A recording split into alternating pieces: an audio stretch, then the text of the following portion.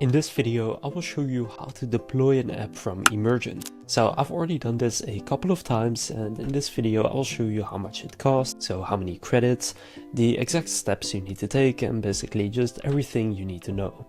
So first of all, of course you want to go and open up Emergent. Now from within Emergent, you can go to the app you want to deploy. So usually it will be under recent tasks if you haven't deployed it yet. Once you have deployed it, you will find it under your deployed apps. Now, after you open up the app or website that you want to create a clone of, in the top right you will see the deploy button. Sometimes you will also find it in the chat, so it will say deploy. But just gonna click on deploy, and from there the deployment costs 50 credits per month.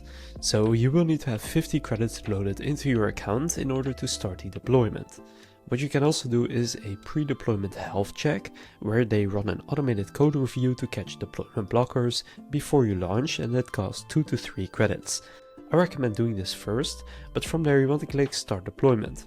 Now if you currently don't have 50 credits and you need to buy some extra, what you can do is at checkout enter code DANI and click apply, and that will give you 5% off of your payment. Now after you load those credits into your account, go back to the app you want to launch and click deploy.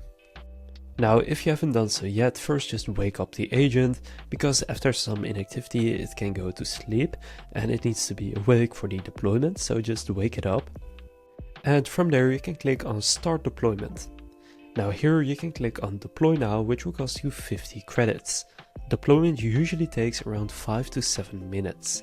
Now after you deploy your app, you then have a few options. You can just visit it at the domain that they give to you, but what you can also do is connect your own custom domain. So they make that super simple. You just click connect custom domain, and from there you can then enter the domain you own, or you can buy a new domain and just connect it.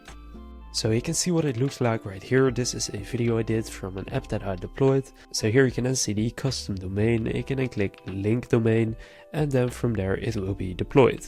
Now after you click on deploy app, it will then say live at the top and you can just visit it. So now you know how to deploy your Emergent app. If this video was helpful, please consider leaving a like and subscribing to my channel. With that being said, I will see you in the next video.